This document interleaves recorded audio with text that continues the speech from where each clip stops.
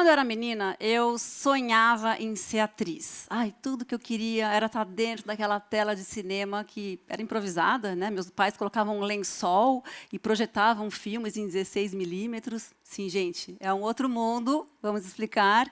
Quando eu nasci, até eu ter uns 11, 12 anos de idade, não tinha home video, não existia VHS. Né? VHS, você que nasceu depois dos anos 90, dá um Google aí, eram umas fitas magnéticas que a gente podia armazenar, programas de TV, videoclipes e filmes. Foi uma revolução quando o cinema foi parar dentro das televisões.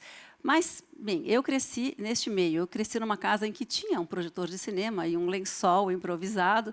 Eu sou filha de cineastas. E, nos anos 70, meu pai tinha uma empresa produtora de filmes e de comerciais. Então, aquele projetor era um instrumento de trabalho. Então, eu tive esse privilégio de crescer vendo filmes em casa, mesmo antes do home video.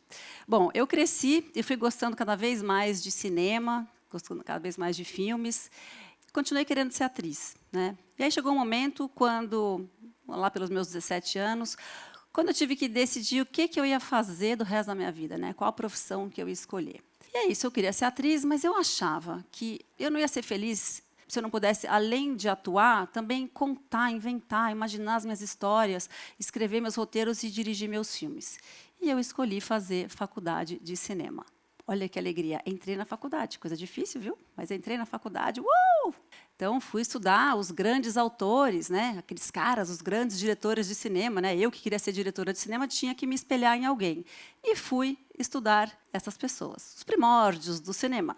Os irmãos Lumière, né? Os caras que, os primeiros que inventaram o cinema. Também Georges Méliès, o primeiro que fez um filme narrativo, um filme de ficção. Esses maravilhosos intelectuais franceses do Cahiers du Cinéma, os revolucionários, né, da linguagem cinematográfica na Europa, da Nouvelle Vague, François Truffaut, Godard, Alain Resnais, Claude Chabrol. Os seus colegas italianos, olha ali, Rossellini, Fellini, Vittorio De Sica, também Pasolini, aqueles que fizeram filmes históricos, Sergei Eisenstein, né, grande diretor, Encoraçado Potemkin, Fritz Lang dirigiu Metrópolis. Estudei a nave-mãe também, o cinema americano, John Ford, seus westerns. Meu favorito, Billy Wilder, Frank Capra, que era o mais popular, Charles Chaplin, gênio absoluto, maravilhoso, o maior cineasta de todos os tempos, o Stanley Kubrick, o gênio do suspense, Hitchcock, pioneiro, Orson Welles, né, o prodígio, também os malucos da contracultura da geração sexo, drogas e rock and roll, né, o Coppola, o Scorsese, o Brian De Palma, os outros gênios, né, o Spielberg, o George Lucas, os brasileiros também, estudei cinema novo, os intelectuais paulistas, meu pai, Luiz Sérgio Persson, bonito. Walter Hugo Cury, Roberto Santos, também os rebeldes do cinema marginal. O que está estranho aí, gente? Alguma coisa estranha? Nos falavam em mulheres? Falavam, olha aí. Sofia Loren, Audrey Hepburn, Marilyn Monroe, Greta Garbo, as grandes estrelas, as musas, objetos do desejo masculino. Não, eu estou falando de diretoras mulheres. Não tinham diretoras mulheres? Tinha uma, gente. Aquela que fazia aqueles filmes de propaganda nazista lindos. Como é o nome dela?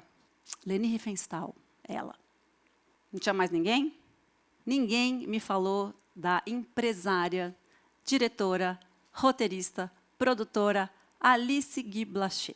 Ninguém me falou dessa mulher quando ela era tudo isso, quando nem existiam essas funções no cinema. Né? No começo do cinema, quem fazia um filme, fazia tudo, inventava a história, pegava a câmera, filmava, fazia o figurino, depois ia lá, montava, finalizava, fazia tudo. A Alice trabalhava como secretária e ela estava na histórica primeira vez em que se viu um cinematógrafo em ação. O nascimento do cinema é marcado por esse evento em que uma plateia maravilhada viu um trem chegando na estação. As pessoas ficaram assustadas, saíram correndo da sala, falando, vamos ser atropelados. Foi incrível esse evento. Exatamente. A Alice era uma dessas pessoas e estava lá. E a Alice foi pioneira. A Alice pensou o seguinte, esse negócio é muito legal, mas eu acho que o cinema pode fazer algo mais do que simplesmente registrar operários saindo de fábricas ou registrar eventos, documentar eventos reais da vida como ela é. O cinema pode contar histórias. E a Alice fez exatamente isso. A Alice fez um filme narrativo, ou seja, um filme que conta histórias. A Alice fez A Fada do Repolho, que é esse filme que a gente está vendo aqui. Alice fez esse filme meses antes de Georges Méliès, que era seu pupilo, e adivinha? Georges Méliès é considerado o pai da ficção no cinema. Georges Méliès é considerado o pai do cinema narrativo, do cinema que conta histórias. E aí eu pergunto, por que essa cineasta não é considerada a mãe do cinema narrativo, a mãe do cinema de ficção, ou seja, do cinema como a gente conhece hoje? Assim como ninguém me falou de Alice Guy, também ninguém me falou de Lois Weber, a cineasta mais bem paga de toda a era do cinema mudo. Ninguém me falou de Germaine Dulac, que além de cineasta também era pioneira do movimento cineclubista francês. Ninguém me falou de Elvira Notari, italiana, mais jovem cineasta da Itália, grande produtora, fez muitos e muitos filmes e era atriz maravilhosa também. Ninguém falou de Dorothy Asner, que foi a única mulher diretora que conseguiu trabalhar na indústria de Hollywood nos anos 30, também a primeira que conseguiu introduzir a temática LGBT em filmes. Ninguém falou de Maya Deren, olha que maravilhosa, expoente do cinema experimental americano, o pessoal da videoarte ama a Maya Deren. Ninguém falou de Ida Lupino, também, que além de atriz, era diretora, roteirista, a primeira mulher a dirigir um filme do chamado gênero noir. E ninguém falou de Agnès Varda, que é considerada a avó da Nouvelle Vague, maravilhosa. Pois é, mas eu posso culpar os meus professores e professoras por não terem me falado que essas mulheres existiram e realizaram tantos filmes? É muito difícil responder essa pergunta sem cair em prováveis injustiças. Porque a história do cinema feito somente por homens é a história que foi contada a eles. É a história que está nos livros de história do cinema. Alice Guy Blaché, ela morreu sem ver a sua autobiografia publicada, e que ela tentou muito publicar. Alice também morreu sem ver os seus mais de 1000 filmes redescobertos. São 1000 filmes. Né? Filmes, nessa época, vamos lembrar, eram experimentos de alguns minutos, né, em preto e branco, filmados em 16 quadros por segundo. Mas os filmes da Alice Guy eram sofisticadíssimos, tanto tecnicamente quanto na linguagem. Eram filmes que usavam close-ups, eram filmes que usavam efeitos especiais, colorização, que usavam até som sincronizado, numa época em que o cinema era mudo. Então, talvez você pensa comigo, né? Meus professores tinham acesso a esses livros, a essa história que foi contada a eles. Essa era a história oficial. A Alice Guy estava lá, fez mais de 1000 filmes, e ela não está em nenhum livro de história. Ela não está incluída nessa história. Bom, a Alice Guy era única? Não, a gente já viu aí. Né? Então, o que aconteceu? Onde estavam essas mulheres? Né? Por que essas mulheres estavam lá e hoje sumiram dos livros de história? Eu vou contar, então, uma coisa para vocês que eu mesma descobri só recentemente. Até 1920, e em todo o período da invenção do cinema, as mulheres eram maioria no meio cinematográfico. Sim, as mulheres eram maioria por quê? O cinema, nessa época, não era uma indústria, era ainda era um espaço de experimentação. Né? Era onde a arte poderia estar se expressando naquele momento. E quem faziam os filmes eram mulheres e também alguns homens que não tinham acesso a empregos mais lucrativos, digamos assim. Né? Os homens que não tinham acesso ao mercado de trabalho também iam fazer filmes. E as mulheres, elas tinham pouquíssimas opções nesses anos de 1910. Elas podiam ser secretárias, estenógrafas ou datilógrafas. Mas então, o que aconteceu, né, com essas mulheres todas que estavam lá no começo, na criação de Hollywood, e sumiram de todos os documentos e de todos os livros? Né? Aí eu recomendo para vocês esse documentário, que a gente está vendo aqui as imagens, e a mulher criou Hollywood. Muito bem, Hollywood, o que aconteceu? Né? Por que essas mulheres foram expulsas do fazer cinematográfico? Quando o cinema deixa de ser esse espaço de arte experimental e passa a ser visto como um bom negócio, e não era apenas um bom negócio, era um excelente negócio. Você pensa, né? As pessoas faziam filas na frente dos Nickelodeons, né? Como eram chamadas essas antigas salas de cinema. Né? Nickelodeon por quê? Porque colocavam um níquel e assistiam ao filme que estava lá. Não sabiam nem se iam gostar do que iam assistir ou não. pagavam adiantado, entravam no cinema e assistiam aqueles filmes. Então, o cinema passa a ser percebido como um bom negócio, e aí o dinheiro começa a mandar. E aí não é modo de dizer, né? Investidores de Wall Street entram pesado em Hollywood. E surgem sindicatos comandados por homens em que as mulheres não podem fazer parte. E aí, essas mulheres que eram cineastas, que eram diretoras de fotografia, que eram roteiristas, que eram produtoras, que eram montadoras, que eram figurinistas, diretoras de arte, foram sendo literalmente expulsas do fazer cinematográfico. O que aconteceu em Hollywood? Os Estados Unidos perceberam que, através do cinema, eles conseguiam não apenas dominar um mercado internacional, eles perceberam que eles podiam exportar valores. Né? Porque eles perceberam o quê? Que os filmes entravam na mente das pessoas através da imaginação, e com isso eles tinham um poder enorme de influenciar o público. Ou seja, através dos filmes eles vendiam muito mais do que ingressos, eles vendiam um modo de vida, eles vendiam padrões de comportamento, eles vendiam produtos.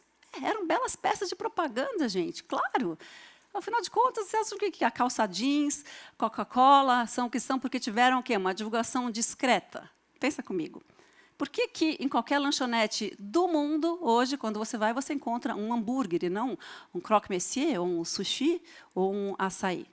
Então é isso, as mulheres foram expulsas do fazer cinematográfico ao mesmo tempo em que Hollywood tem essa grande indústria sendo criada ao mesmo tempo. Eu vou voltar rapidamente para a minha faculdade de cinema. Eu não questionava a ausência de mulheres diretoras citadas em sala de aula.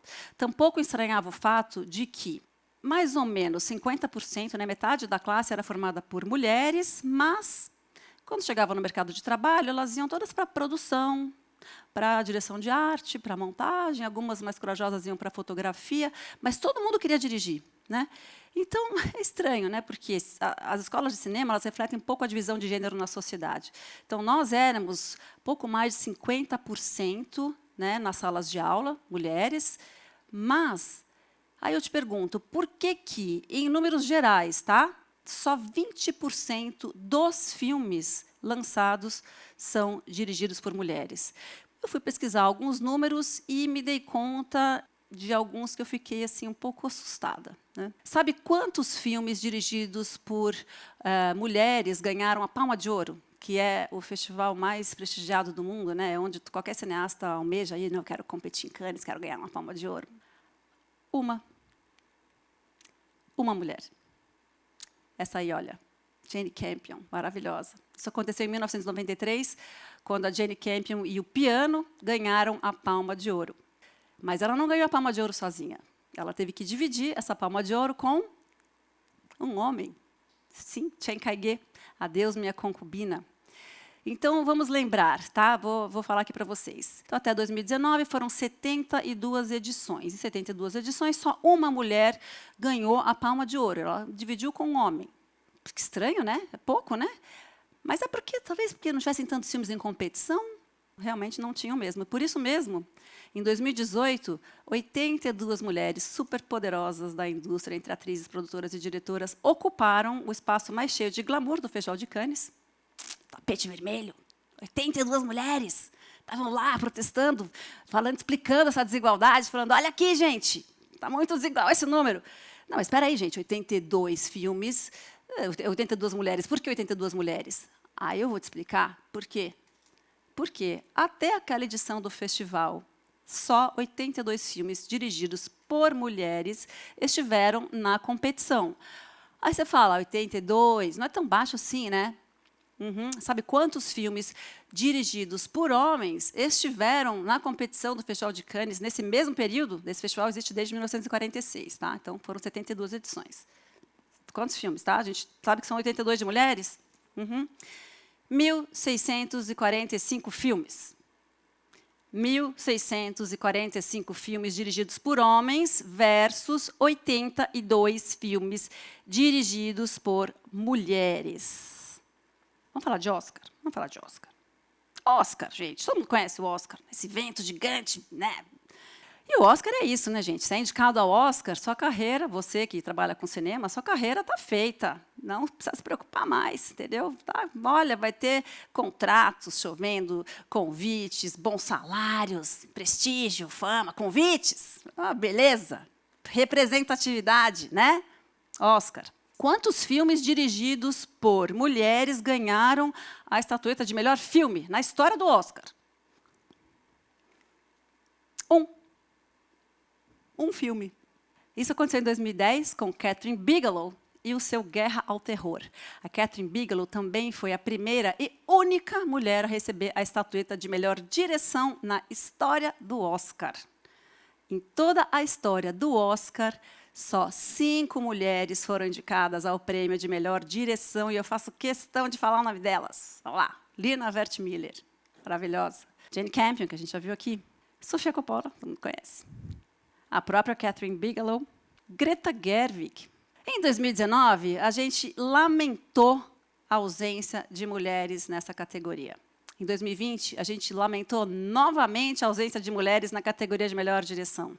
E aqui a gente vê um protesto muito elegante, feito por Natalie Portman, que fez questão de bordar o nome de diretoras que poderiam ter sido indicadas, porque fizeram filmes que passaram por festivais de cinema, ou que foram sucessos de bilheteria, e que poderiam perfeitamente ter sido reconhecidas pela academia, e não foram. Maravilhosa, elegantérrima. E as brasileiras? Quem foram? Vamos voltar um pouquinho para falar da minha história quando eu estava na escola de cinema. Cadê as brasileiras? Existiram mulheres brasileiras que eu poderia ter tido como inspiração quando eu estava na faculdade? Que mulheres são essas? Né? Mulheres que fizeram filmes entre 1930 e 1980. Mais uma vez, eu faço questão de dizer o nome dessas mulheres. A gente tem aqui Cléudia Verberena, Carmen Santos, Ana Carolina, Helena Solberg, Susana Amaral. E aí eu quero abrir um parênteses aqui. Se a situação das cineastas brancas é difícil, você imagina a das cineastas negras. A gente pode contar nos dedos de uma mão o número de cineastas negras que conseguiram lançar um filme de ficção comercialmente no Brasil até os dias de hoje. Vou dizer o nome delas. Adélia Sampaio, Glenda Nicásio, Viviane Ferreira. Cinema é uma profissão difícil. Cinema é um ofício difícil, isso no mundo inteiro. Ele é difícil, especialmente no Brasil, ainda mais nos dias de hoje. Mas a pergunta que eu faço para vocês é, será que ele é igualmente difícil para homens e mulheres? Como disse Alice Guy, a cineasta que ajudou a inventar o cinema e, por pouco, não foi completamente apagada da história. Não há nada na produção de um filme que uma mulher não possa fazer com a mesma facilidade que um homem, e não há nenhuma razão pela qual ela não possa dominar toda a técnica dessa arte. Pois é, cabe a nós decidir qual o final para esse roteiro. Cabe a nós decidir qual é o amanhã que a gente quer para o cinema. Muito obrigada.